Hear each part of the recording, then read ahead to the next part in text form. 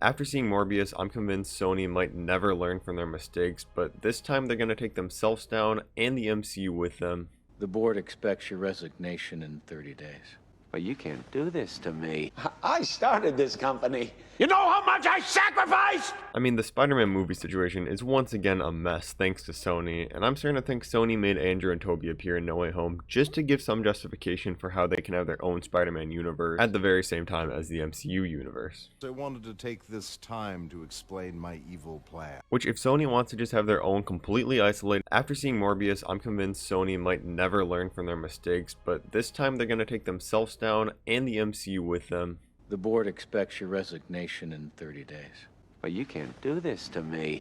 I started this company. You know how much I sacrificed? I mean, the Spider-Man movie situation is once again a mess thanks to Sony, and I'm starting to think Sony made Andrew and Tobey appear in No Way Home just to give some justification for how they can have their own Spider-Man universe at the very same time as the MCU universe. I wanted to take this time to explain my evil plan. Which, if Sony wants to just have their own completely isolated Spider-Man universe, whatever, do your thing, but now they're weaving themselves into the MCU without even getting confirmation from Kevin Feige. They're just throwing themselves into the MCU essentially. So we're going to start with the Morbius post-credit scene. So spoilers for that, but I'm not going to be talking about actual details of the movie. So Morbius meets the Vulture, who says that he's not sure how he ended up here, but he's pretty sure it's because of Spider-Man. And already we have our first major red flag. First of all, everything we've been told about the spell is that it's brought all the villains who knew Spider-Man to the MCU universe because, well, that's where the spell was cast, so that just makes sense. But Sony had to step in and say, no, actually, the Vulture, who was already in the MCU,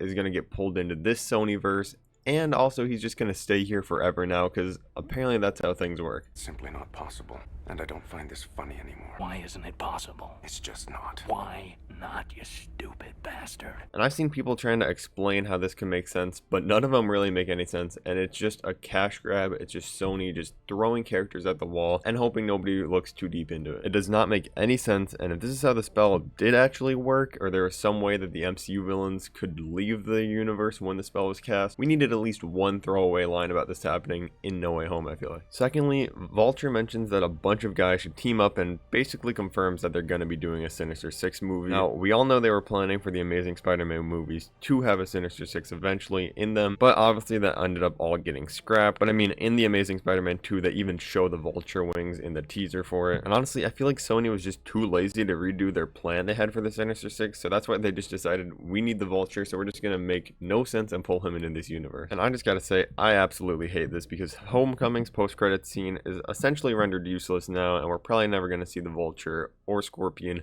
in the MCU again. And if we do see the Vulture again in both universes, it's going to be a complete mess, but I'll get into that a little bit later. Now, I will say, ignoring how Vulture switching universes makes absolutely no sense, there is one thing that they did that does make sense, and it's that he still wants to go after Spider-Man, because at this point he would have forgotten who Peter Parker is, but he would still know about Spider-Man, so he'd forget about Peter and why he forgave him and decided not to kill him or rat him out to Scorpion. Now, I know there are people out there that are just happy with any content they can get containing Spider-Man, but I'm not one of those people. I don't want to have two Spider-Man franchises going on at once, both with their own Venom, own Vultures, any of that. We finally had a Spider-Man in Tom Holland that it seemed like we were going to grow with and finally get all the classic Spider-Man stories on the big screen. And now it just looks like we're going to go right back to being a mess of Spider-Man movie. Now, I'm sure the MCU Spider-Man trilogy is still going to be good, but like I said, I feel like it's just going to take away from the specialty of these movies if we start getting a new Sonyverse Spider-Man movie every couple of years too. I honestly don't know why Sony didn't just pull Tom Holland to their universe instead of renewing the contract with Marvel and ended up just doing everything Spider-Man on their own, which I don't want, by the way, but for how Sony's going at this, it seems like they really just wanted to keep Spider-Man. Or just sell the rights to all the Spider-Man villains that they have to Marvel for billions of dollars, more than you could ever make with the movies alone, and just forget about it, Sony. It's not about